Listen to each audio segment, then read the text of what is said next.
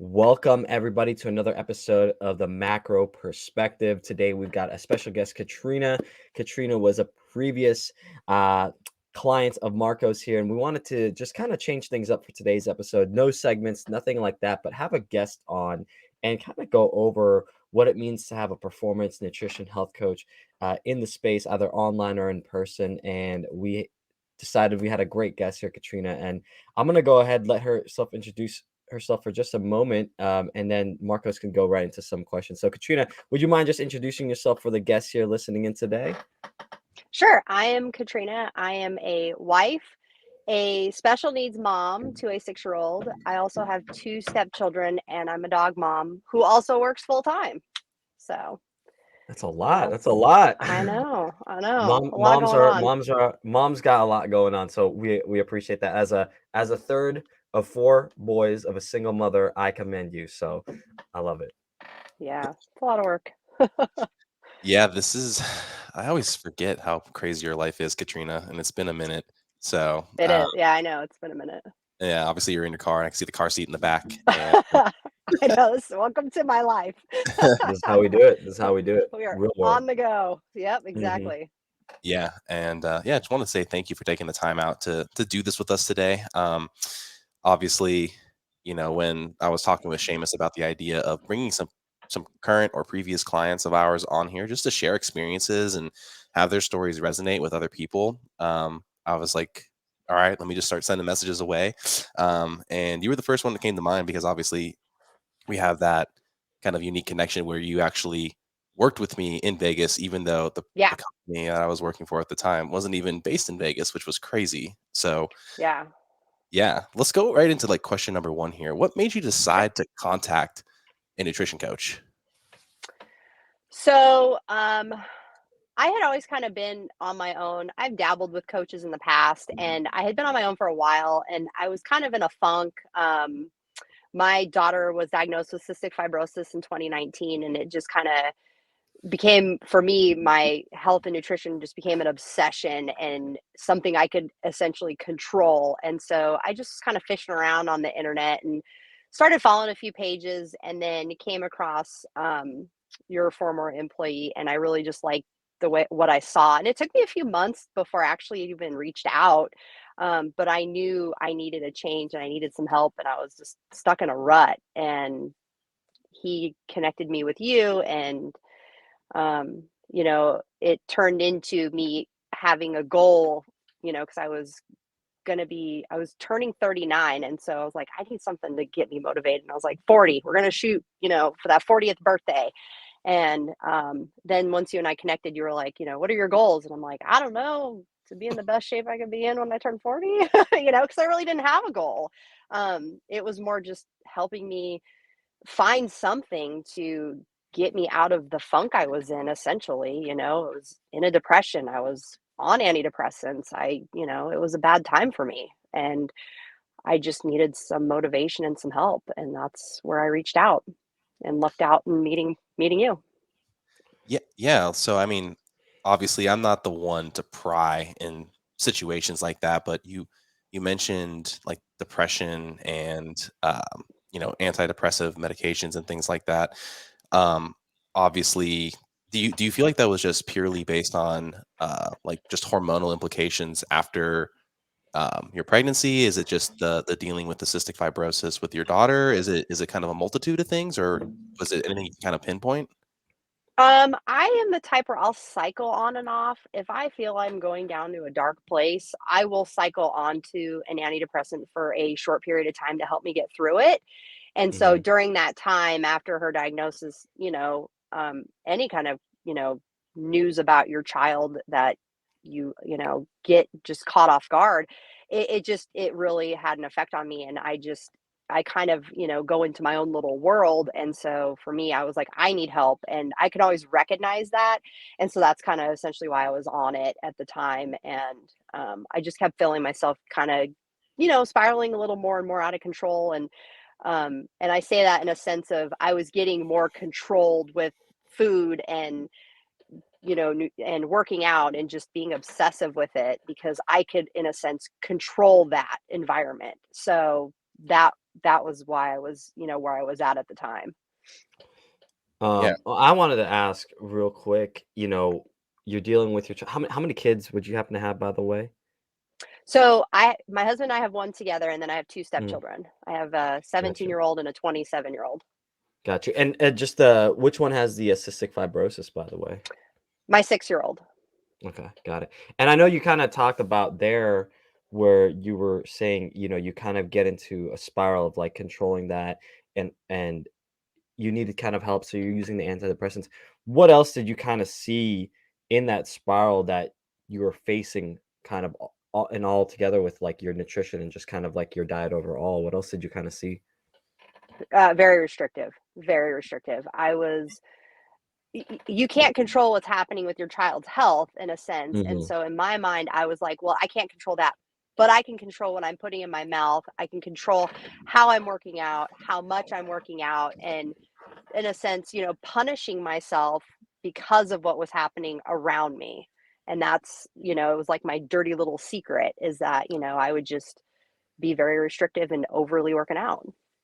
You know, uh, Marcus, I'll let you chat after this. I resonate with this a lot because I've dealt with body dysmorphia. I was a wrestler previously, and a lot of people don't understand. Like, oh, hey, you're a person that eats well, and oh, you work out, you must be healthy. But like with anything else, it's kind of dose dependent, right? You take an Advil, one or two, that's okay. But if you're taking a lot and you're doing other things with it, it could be very unhealthy. And I totally hear you kind of on the taking what you would think is good, but to a very restrictive, very unhealthy range. So, appreciate you sharing that, and I totally hear where that stems from.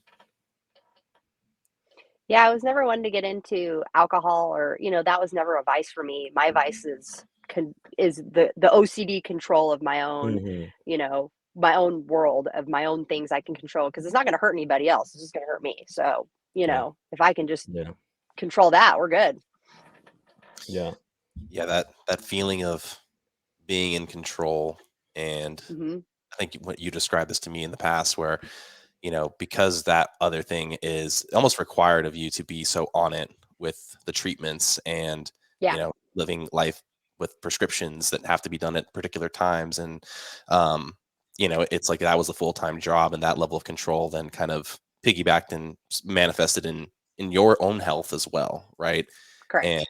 um, yeah, I mean, it's always been something that I constantly think about, um, many of the people that I've worked with, such as yourself, when they say something is that resonate from a mental place, that tends to be like literally to this day something that I can continue to think about. It's like, oh, that was the moment I realized, she is, and will always be type A in control type of person, and that's not a bad thing. It's just that like leverage it to the appropriate level.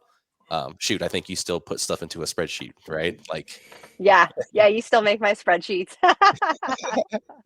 I gotta interject here, but I call my girlfriend Excel sheet, just because everything in her life is like in an Excel sheet, and it's like gotta learn. You live on the Excel sheet, but you gotta learn how to live out of it sometimes too, and not freak out. yeah, I mean, she Yeah. has Seamus. She Mhm. literally, I mean, I remember when she went on her was your first trip when you went to where you went to Mexico, Uh, right? That was, like, yes. after your first dieting phase, right? Like, or you were still, So like, we in it what happened there again? No, we started in March and you had me in a growth phase. And so I went to Mexico in May and you were like, just enjoy yourself. And I was like, what? And you were like, just enjoy yourself. And I'm like, what? How do I do Yeah. that? I don't know how to do that. And so it ended up being a great trip. But yeah, I mean, Marcos and I did several Disney trips. I've done two Mexico Mhm. trips with him. I learned how to, um, mold myself and be able to enjoy without being overly controlled. Yeah. I mean, I still have a control factor, yes, but I'm not going to go to Disney and eat like an asshole at the same token. You know what I mean? Yeah. Because I have Yeah. Yeah. goals. So, Yeah. I just we learned how to rethink it per se, so that it wasn't like, oh, I dread this trip. I'm going to be around all this food and temptation. It's for me, it's never been an issue. So lots of I like tacos. that. I like that. Lots of tacos. Lots of tacos. So, That's funny. Um, yeah. so, James, you want to go ahead and hit her with question number 2 because I think you kind of touched on it, but maybe Yeah, some. we Yeah. touched on it. We touched on Okay. it, and I think it'd be 3 for you now. Okay. Cool. So, I mean, how was your experience? I mean, working with somebody as a nutrition coach, like obviously, it's been a while since we've worked together, and I think that's actually a good thing because it has a lot of time with you, manifesting these ideas into something that are now, you they have more give and takes. It's all on your own, right? So, what was that Mhm. experience like? How did it transfer into life now for you? Um, I mean, it was a great experience, I not only had a nutrition coach, but I ended up making a great friend and, a long-term friend. You're vulnerable in the beginning, you have to send pictures and, have to tell things to a stranger that you don't tell people and you have to be open about it. And it definitely helped me see like a lot of things that I was doing that were, detrimental to me at the time, and then you would just reassure me, okay, well, instead of doing this, let's try this, and getting my supplements correct and just figuring it all out and having the guidance was so helpful for me because I couldn't do it on my own. There's no way I could figure this out on my own. And there were a lot of times where like I would send you pictures and be like, I'm throwing the scale out the window. And you're like, what are you talking about? I see huge difference here and here and here and here. Because just like Seamus, I have major body dysmorphia. Major. I mean, still to this day, like I'm 2 pounds over my lowest weight with you. I've maintained that for almost a year now. And I still look in the mirror and I'm like, elephant. So, Yeah, yeah. I hear you on that. I knew I had I don't know if I wasn't diagnosed with it, but just being a wrestler and an athlete, but I knew I was like, yeah, I've got this body dysmorphic issue, or kind of the tendency was. I remember in a health class a long time ago, there's this like 13-year-old girl, and a psychologist or like a food specialist or somebody was working with her, and they're like, hey, go ahead and draw a figure of your shadow, like kind of outline your shadow and kind of see like how you think how big you are. And her shadow, she's a small little girl, 13-year-old, like normal size. She draws a shadow and she like it's like big. It's like that's how she sees Yeah. herself. And I was like, in that moment, I was in my and I was like, yeah, I really resonate with that. And that was the moment that I kind of was like, yeah, man, that's kind of wild. So yeah, I totally hear you. So, but the body dysmorphia, like 1 pound on the scale, something's off. Eh, it's a very delicate place. But I wanted to ask, with your time with Marcos or any other coach, can I ask you, what do you feel like was the biggest piece of advice that you're like so profound and it really changed big dynamic, maybe in your beliefs, in your behaviors, or your habits when you were working with a nutrition coach? The one that I always talk about, and even to this day, if you fail to plan, plan to fail. It sticks with me every day of my life. If I fail to plan my day, I will fail. And, everywhere I go, I plan my day in advance. And, my husband's used to it, my kids are used to it, everybody's used to it. I'm not swayed by temptation anymore. I eat to fuel my body and Mhm. tidbits I take from everything that I've learned throughout the years. I was a kid when I was 10 years old, my mom put me on Weight Watchers. So like I'm no stranger to the diet culture. I'm no stranger Yeah. to any of that, and with Marcos, it was eye-opening to me when he was like, you can eat. It's not going to hurt you. You can eat. It's okay, Um, because there would be periods of time where I like get on the scale and I'd be like, "Oh my god, I just ate like the craziest thing ever and the scale's down." And he'd be like, "Do that again. Go get more froyo. Do it again." And I would, and like there was like I think it was like 3 days in a row and he was like, I "Do it love again." And it. I was like, "I can't have any more froyo, Marcos. I will eat something else." And he's like, I love when "Cherries." I tell my clients like, yeah, go ahead and eat that. Like, yeah, do your thing. Like they're like, I thought you would say like not to do that. Like I remember one client like went to a place called The Stand. It's like a burger joint. I was like, yeah, you go ahead, enjoy it. Like just do that. And they're like, wait, you want me to eat a burger? I'm like, I'm not gonna kill you for having a burger, and you've been doing great. No, It's like, right. It was like at the very last week of my diet phase before my trip, and I was doing a competition with my trainer as well.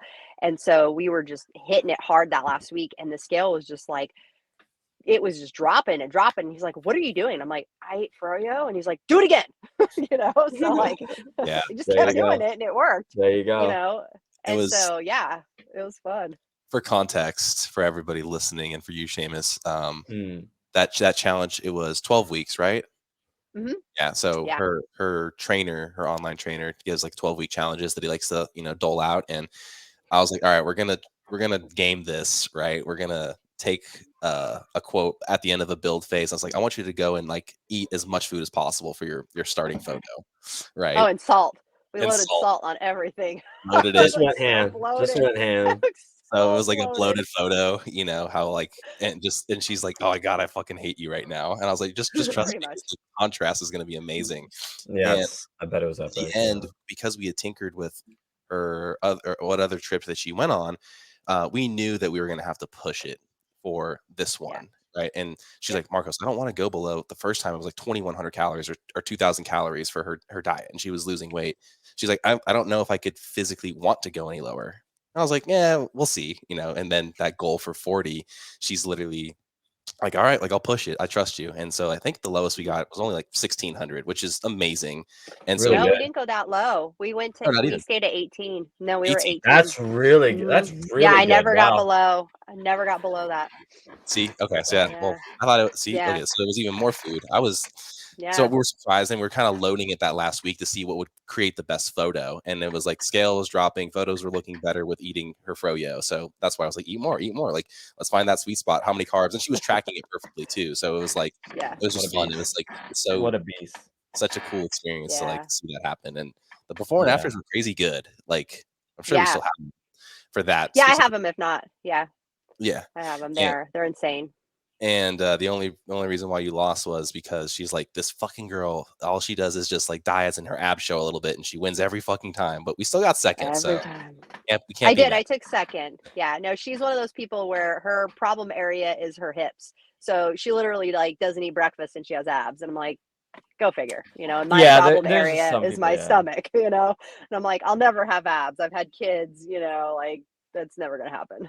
So Yeah. but yeah, he called me from Mexico and was like, "Oh my God." And he was like, "You got second." And I was like, "What?" So Yeah. it Yeah. was shocker. I was only in it just to get my money back, because I told Marcos, I'm not doing this if I'm not at least getting my money back. And he's like, "We got this." There you go. So, There you go. Hey, because if I'm doing it, I'm doing that it. added goal lined up right to your 40th birthday. It was like It everything was did. telling us to do that at that point in time. Yeah. No, it Yeah. did. It did. So it was good times. So I mean, do you feel like there's been a ton of changes to your eating and your lifestyle overall since working with me? And uh, do you feel like there are elements that you learned that like really stick that other people could probably learn from? Well, I haven't had a barbecue chicken pizza from Greens and Protein since that one time we figured out that that was hindering my progress. Was there something specific about it? The macros The were off. So macros. she like Yeah, literally they was were like walking way it, and off. yeah, Yeah, they Yeah, were they way can off. always And be he's off. like, Yeah. "Stop eating that pizza." And then the scale dropped and I was like, "Okay, never eating that again." Um, Yeah. I definitely am more cognizant when I eat out. I used to be more afraid and would just like salad it if I ate out. Now I'm like, "Oh, I'll order like, a petite filet and a baked potato and put everything on the side and kind of, do that." But for the most part, my eating is pretty much the same. I'm a creature of habit. I like to eat the same thing every day, and I'll change it up here and there. I will have, a glass of wine, or I'll enjoy. I had biscuits and gravy on Christmas. Marcos knows how much I love biscuits and gravy. Um, and I eat my pizza every week, but for the most part for me, it's easier just to stick with what I know, and that's, pretty much eating the same thing every day. And that works for me. I carry Yeah. my handy dandy lunch bag with me everywhere I go, and I take food Beautiful. with me on the go. My kid will It's eat great. McDonald's and I'll eat my food out of the car out of my lunch bag. Yeah. No, that makes sense, and it's good. The more consistency that you kind of have, and just to make it easier for yourself, I tell my clients, I'm like, if you can just kind of follow the same thing every day, it just kind of keeps the brain from having to make more decisions. And the less decisions you have, the less fatigue and stress you'll have to deal with. And yeah, try to enjoy the foods that you do like having the pizza once a week or doing whatever. But I really like that, just keeping it simple for yourself. Let me ask you, Katrina, you know, were there any challenges or obstacles that you encountered when changing your lifestyle? I know you kind of talked about your kids. Was there kind of like maybe challenges within the household? Because obviously you had to stay tight with the 12-week challenge. You're working with Marcos. Was there anything that like kind of changed? Maybe you have to communicate with your husband or change some things up a little bit. My husband was on board for anything I wanted to do. During that time, he knew that I needed help and I needed to change. So when I went to him and was like, this is what I want to do, he was like, I am proud of you for just taking the steps and recognizing that you're having this issue and that you're taking the steps to correct the issue. So he knew I was in the hole and just kind of like spiraling, and he just didn't know how to help me. And so Yeah, I, on my own had figured it out and reached out, and then he commended me for doing that. And so he was just like, whatever you need to do, we're here for you, I love whatever. that. As Yeah. much as men are problem solvers like me, there's some things that not all husbands or spouses are able to solve, and it's always great to get that outside help. Yeah. I love that. Marcos, if you wanted to ask the next question. Yeah, I also think that was a kind of a poignant point, and I'm sure you even have this on your sales call, Seamus, right? Like, is there anybody else that needs to be looped into this conversation that might influence your decision on starting, right? And if you All the haven't had time. that like All hard the time time. with your significant other, and that person isn't on board, or they're like, why the fuck are you counting? Why are you busting out the food scale in public, or shit like that? That's a deterrent, obviously, and I think it's great that your husband was so supportive to like back Yeah. you on that, because you identify that that's like where your head was, and that's, again, I think that that's something that um, obviously it's a financial like decision, and that Yeah. person has to weigh in, because Yeah. Yeah. that's like generally where relationships can go a little bit sour. Like, you're spending $250 a month to have somebody teach you how to eat and like to like be accountable to, and it's like, yeah, because that person is going to help me like solidify things in my life that are currently that obstacle. So Yeah. that's kind of my point here, is like, whenever you're having that conversation, make sure you talk to your significant other, if you're about to go through changing your appearance through coaching. 100%. Yeah. 100%. My husband was like, who are you sending these naked pictures to? I'm like, I'm not naked. It's like, he's not a He's like, pervert, I promise. He's not I doing know. I'm like, anything I with it. promise. It's Like, that's sportswear. not It's what's sportswear. going on here. Yeah, and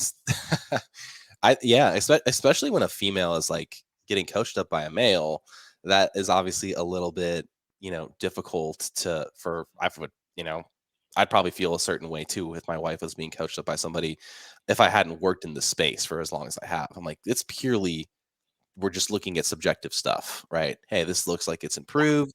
This area looks better, right? It's not meant to be like that, even though I know that there has been some other coaches that talked about some risque photos coming from their female clients. There have been.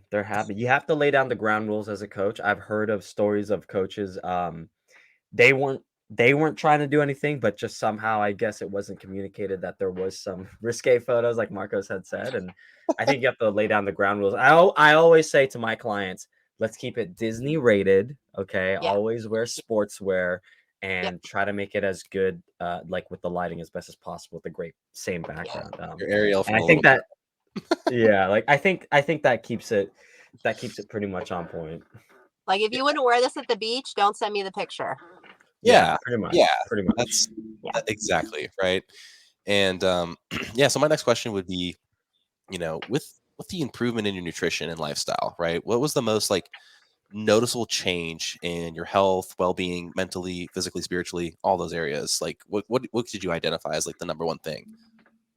I will say, from the beginning to the end, we got me off of antidepressants, which made a huge difference. And we also got me off of hormonal birth control, which I have had insane, like, you know, positive things happen since then. I am more in tune with my body. I don't my hormones are regulated now. Like everything's normal for me. I used to get like crazy bloated and, that time of the month and it'd be miserable and cramps and all that. I maybe fluctuate a pound now. I don't have any bloating. Like everything is just like very like stagnant and the same pretty much for me every day. And minimal things I'll notice, but um mentally I'm in a great headspace. Physically I'm in the best shape I've ever been in my life. It's just I'm good. I'm more present with my family. And I enjoy, life. Like before I wasn't enjoying it. I enjoy it, and That's that's that's it makes a huge beautiful. difference. It makes just the daily dumb, things that you do make a huge impact in your life, in the big picture, the grand scheme of things, Yeah. Yeah, so. yeah. I feel like obviously we should also like tell people we're not medical experts. Mm-mm. We did have Katrina go to her doctor and purely question like what's the necessity of this hormonal birth control, right? Like, do I need to be on these things? And do you guys think that we could back it off, or are there some other ways that we can maybe regulate that? So she was an advocate Yeah. for her own health with her physician. It wasn't like she purely made that decision just to whip it out purely because Yeah. of, like Marcos is like demanding that. It was just more, No, yeah. you Yeah. had asked me, because that was like the last thing I was on that was like any kind of like prescription per se. And Mhm. you were like, is there a reason why you're still on it? And for me, I have cysts in my ovaries, and that was the only thing that kept it at bay. And so you were like, well, let's ask your OB if she recommends something else, or let's do some research and see. Like you always had like an answer to like come up, a way to formulate a plan, Mhm. like here's the idea, let's formulate a plan. And so I went to Yeah. my OB and she was like, we can cut your dose in half. But I started reading the side effects and I'm like, I don't want to deal with that. And so you and I did some research and I had found this supplement, this Mhm. ridiculous Was it dim? supplement. Dim. Yeah, Yeah. dim. Yeah. And Dimmed. Yeah. Yeah. yeah, I've been off of hormonal birth control for over a year now, I want to say. And I haven't had That's any amazing. issues. Yeah, I was off at one time before and I had a cyst rupture and they had to call an ambulance. And that's why I was like, I'll stay on birth control forever if I have to. Yeah. And I so I I was hear of a lot. scared. Yeah. Yeah, I was Yeah. scared. And so when we found the dim, he was like, let's start with the least amount of supplement. And if it doesn't work, we can add a supplement. And so far we've had no issues with the dim. That's awesome. I mean, that's the thing that I've seen Marcos with my clients too, especially with like the birth control.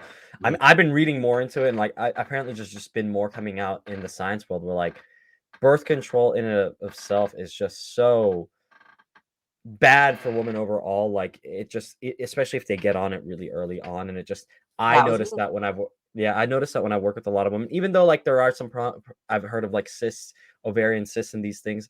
I feel like there are other more holistic approaches to it with like Mhm. supplementation or managing nutrition. So I've seen that in my clients as well, or having, like you said, being able to come off of certain medications. I've worked with clients that got off diabetes medications, antidepressants, and like even things for like their thyroid because we were managing some things. So Mhm. it's so beautiful to hear that. But let me ask you, kind of just going to this next question.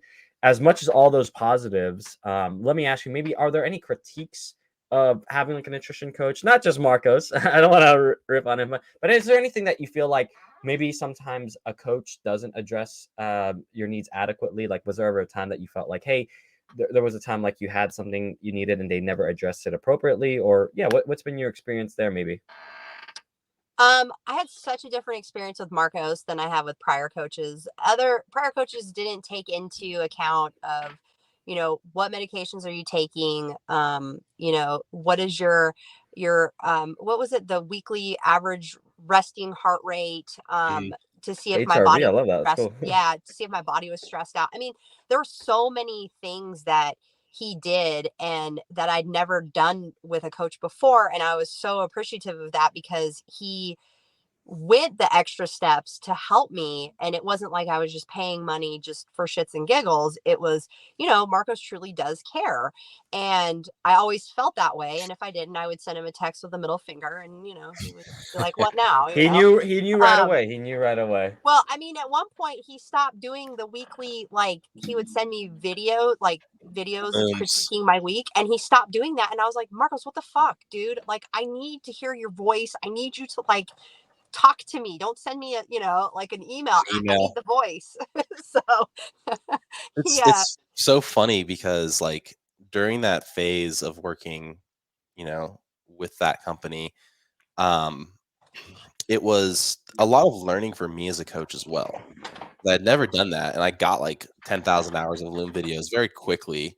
And it's so funny because I'm like, man, I just don't know if people are actually watching it and listening to it and truly engaging it. But like Katrina Truly Davis was. is like I all about was. it, Yeah. and she Yeah. she would listen and comment back, and like that that is like it works for her to have And that. this is why she was a great before and after client. Like, that's why, because Yeah, she Yeah. yeah, listened and and she paid and two, like attention. she would call me on shit, which is Mhm. important because she's like, hey, like what's taking so long, and I'm like, I was like, you are usually one of the first ones, but there's some other, people before you. And she was on it, like, and that's an important thing. Like, again, you're being an advocate for your health. And if your coach is using the online medium as your primary communication, you have a certain level of like, of time that you should expect to get something Yeah. back from them. And, Yeah. and then as I go through it now, it's where I don't really hassle with a form anymore because like it takes me 15 minutes to read through the things and then formulate something and then like another 10 minutes to like make the video. I'd rather just call the people. And so Yeah, real time check-ins. Yeah, yeah. it's And so really like granted, I was like, for someone like Katrina or maybe somebody that's like kind of graduating from how I do things now, right? That would probably work where they're like, hey, they're going to listen to the feedback on the video. I could do it this way. They're going to still be a part of like a check-in system because they still need that accountability. But Mhm. I was just on it from day one, and she doesn't really need that anymore, right? Like it's Yeah. more about like she's found some homeostasis and maintenance in life, and she continues to push herself with her capacity, like her work capacity in the gym. I Yeah. think Yeah. she's Yeah. finally got some heavier weights, if I'm not mistaken, too. Or maybe I'm tripping. Good. Seeing your No, video. Good. no, I swing them the heavy ones. I swing as heavy Good. as I can swing them. I swing them. Keep it up. Keep it up. Because that's another thing is that like I don't have the time or the patience to go into a gym. And so for me, it's there were, different things than, some of the other clients where I work out at home. So like for Marcos, it'd be like, okay, what can we do to get some extra steps in today? What can we do to like get some, heavier weights? Like, we were always like figuring out ways to make it work for me. Mhm. Mhm. And, every day I walk the dogs. I'd send him a video at 5 a.m. walking the dogs, and then he'd see the videos of me working out, and so it was never a need for me to have like the coaching on the fitness side. It was, I had that under control, but we did have to like tweak it a little bit in the end, with the diet phase and helping me get to where I wanted to be. Yeah. A couple extra walks, and he'd be like, well, do you want, and he gave me options. Do you want to decrease your calories a little more, or do you want to walk an extra 2,000 steps? So we had options, and we would just tinker with it. And, Yeah. for me, that works because I don't have time to like drive 30 minutes to the gym to wait for a machine or wait or whatever, Yeah. and then drive 30 minutes home. I don't have time for that. Yeah. So Yeah. It's 100%. yeah, we and had to you accommodate. yeah, and you have a very unique situation, but Yeah. like that that's everybody. Everybody has their own circumstances and their own time being allocated in different areas. Whether you're a husband, a mother, a father, a sister, a brother, or you have a family member that's aging and potentially dying. Like you name it, right? Like Yeah. some of the conversations are not being me, but like calling people out on their shit. I'm like, I had a client that was dealing with, his wife dealing with their like his father-in-law was basically like pretty ill, right? And the wife was like just like sitting there by the bedside, not doing anything. And we're just like, I'm like, yo, man, like, you're stagnant. You're not doing anything. You're going after like after your work day, which is already stressful enough, and not getting anything else done for yourself. How are you gonna make that happen? And once things got settled again, that phase of life came and went, and then he was able to get back into things. But I was like, hey, if this is really the most important thing you need to be doing right now, is sitting there because you need to support your spouse on this, potentially losing a family member, the first one, then yeah, I get it. But like, let's be real about your goals and expectations, and you know make those adjustments. So I mean, um we had to deal with that with me. Tegan had to be hospitalized at one point, and I was walking up and down the hallways to get my steps in, yeah. and like that's reality for me. Hmm. We have hospital visits, we have clinic visits, we have, all kinds of things that can happen at any moment with her disease. So for me, it's how do I make it work? You know, if Yeah. I'm pacing the hallways, so be it. If I need to pack my lunch to go, do 5 hours of the hospital, so be it, and that's just how we roll. And I think that's so, you know, hopefully people will hear this and resonate with the fact that it's like me making an excuse is just me making an excuse relative to, like I don't really want it bad enough. And Right. I woke up this morning kind of feeling sorry that finally I caught a little bug that's been going through our household. And I'm like, "Ugh, I really just want to eat all the carbs." And I had some. I had like 4 slices of like little good bread, the Dave's Killer bread. And, I got done with it. I'm just like, dude, you can still salvage today. Don't just like go rummage through the pantry with Yeah. decisions. It's like you told yourself that this was going to be like your pre-week, before, the new year. And, Yeah. I had that conversation. I'm like, yeah, I can today would still be fine. So, um, that I again too, the cystic fibrosis and the treatments and things that you have to endure, you have a completely different headspace. And, Yeah. you know, Yeah. I don't know if I don't again, how common is it, the disease? Is it like one in what's the rate of it? It's very rare still. There's, Yeah. I think, 150,000 people across all the United States that have it. It's very rare. Okay, that's very Mhm. rare. Yeah, Yeah. it's very rare. But I mean, yeah, I mean, with her disease, my whole thought is if I'm not healthy, how am I going to be able to take care of her? Bingo. And I have to be able to take care of her. She, The best, yeah, I love that. I love what Tony Robbins says is like, you always got to put your mask on yeah, first before you if you're on a plane and it's crashing, before you put your yeah, kids on. It's just, yeah, you really have to take care of you. Like, that's Yeah. super Yeah, in powerful. order to yeah. save others, you have to save yourself first. Yeah, I can't take care of her if I'm not taking care of myself. And that, there's a lot that entails with her care on a daily basis. Marcos has seen my house. He's seen, what that looks like. And, people ask me, like, how do you do it all? And I'm like, I just do it. I don't think about it. I don't debate it. I don't talk myself out of it. I just do it, Love because that. I have to just do it. And I have to set Yeah. an example for her. And if she sees me doing it for me, then she'll know she has to do it for her. Yep. And, that's just how we roll. We just do it, you know? Yeah. And I think the one thing that of course, I'm not making fun of or light of Yeah, the disease itself, but like the unlimited potential of metabolism that she literally just can eat I whatever know. anything she wants, which is like, I know you've joked about it with me. She's like, literally, like, feed her McDonald's, feed her this, feed her the Oreos, feed her whatever's in the pantry because we got to keep Yep. weight on this girl. Yeah, And I'm Yeah. like, damn, like now that sounds more up Marcos's alley than semaglutide. I know. Yeah. Yeah. Yeah. Yeah. I mean, there Uh, there will come a point down the road where, and she's starting to see it now, where when she eats more on the garbage side per se, her body doesn't respond in the way that she wants it to. And so I'm now trying to teach her that if you make better choices, that you won't feel like crap after you eat it. So she is Good. starting to recognize it more. But yeah, with the CFers, they only absorb like 20% of the nutrients they eat in a day. So to fight with your toddler, it's not worth it. Not Yeah. right now. yeah, So, Yeah. I it's just have to keep weight on her. That's all bananas. I have to do. But it's good that you've also recognizing that she's kind of put some stock into like, I can still get these calories in, but from like healthier sources. And like Yeah. maybe she picks like Yeah. seeds and nut butter versus like, like Nutter Butters or whatever it is, right? Whatever her vice is. And because again, too, she wants to feel good, and maybe the frequency at which she has to do her breathing treatments or things like that gets reduced as a result of what she eats, right? Keep her inflammation down. Right. I mean, there's a Yeah. reason why that works for everybody else, and there's no reason to believe that that also wouldn't affect her, those micronutrient importance as well. Um, so the Yeah. next question though, in hindsight, were there any other resources or services or things that you think may have been helpful during the journey with working with me and like going forward, Um, I mean, I still like listen back on your recordings that you sent me.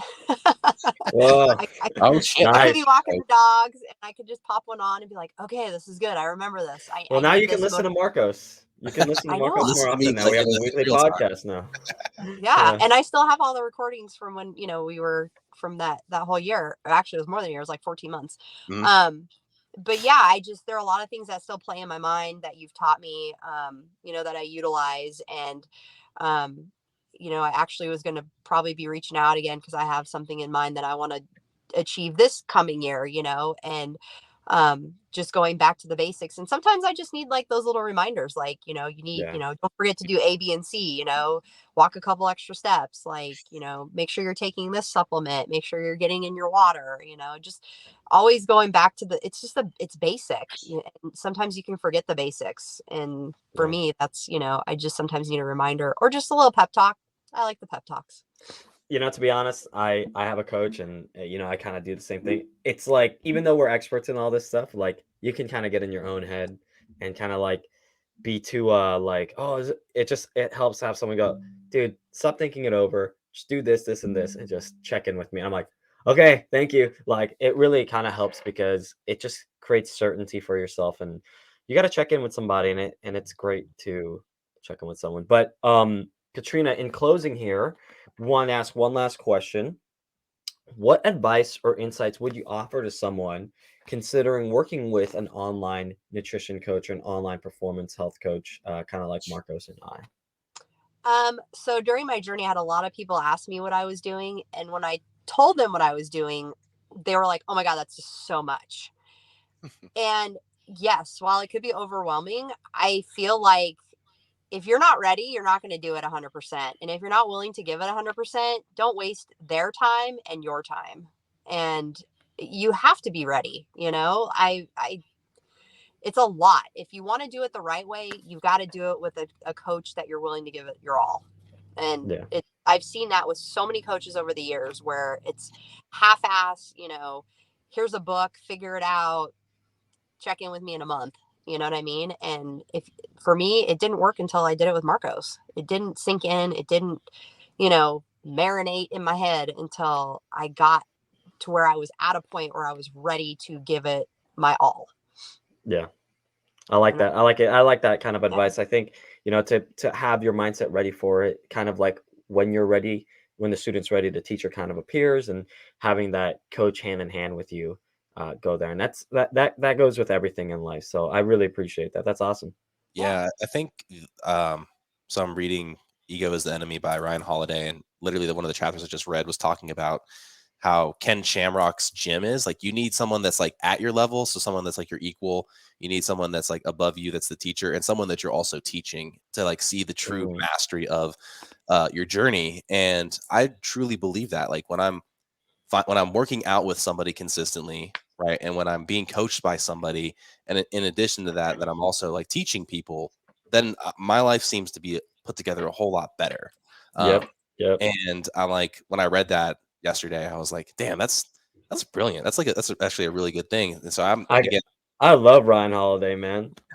One of my mentors actually sent me a signed Ryan Holiday book, his newest one. So I'm kind of like geeking out as you talk about this. yeah, and again, that those things that resonate with you, you know, I think that resonates with me, like what you just said. Like, if you're not truly ready, still have that conversation with the person, see what they have to offer, shop them out, right? Like, Yeah. is their system something that you actually want to dedicate your time towards, right? And I've been hemming and hawing on how I'm going to upgrade what I'm doing here in the new year, and I'm like, well, what if people don't like it? What if it starts adding too much to their plate? Because that's something we always have to consider. But then I'm like, but if everything was just hubbed and housed in one convenient spot, that's probably a benefit. It's a net benefit, even if certain clients right now are like it's something new. I like the old system. It's like, I feel like, You have to get uncomfortable to get comfortable. yeah, Like yeah, you Yeah. have to. It's a good yeah, one. yeah. Yeah. The, You know. and yeah, that ability to, find yourself in the discomfort and in enjoying that as part of the journey, is really, something that shouldn't be taken lightly. It's a hard skill to learn, but once you do it, you look failure in the face and you kind of say, hey, like I'm ready to own up when I'm doing things wrong, and I'm ready to also like listen when I need a little bit of a change. So, um, yeah, Seamus, I mean, do you have any other kind of ad lib questions at the end here? You feel like everything's kind of covered?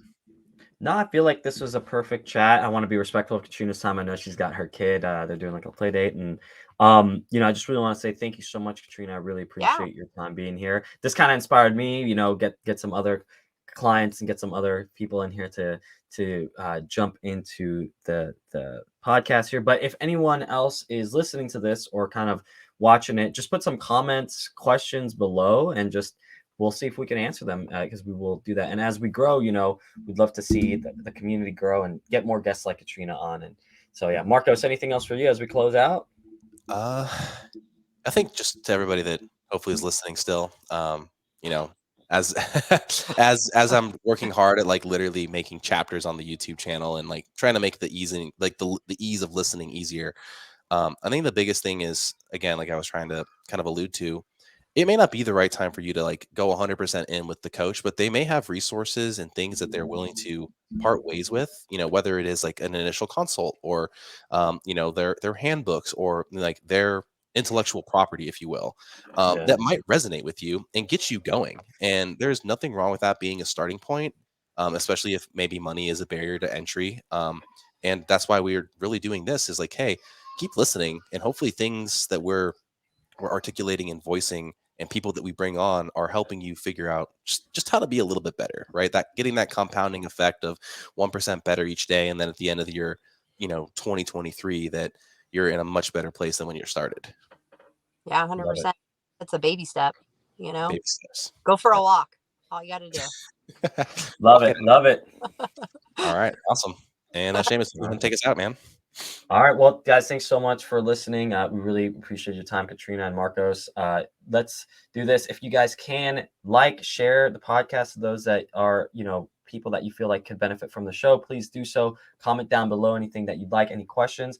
Other than that, that is the macro perspective. Thank you.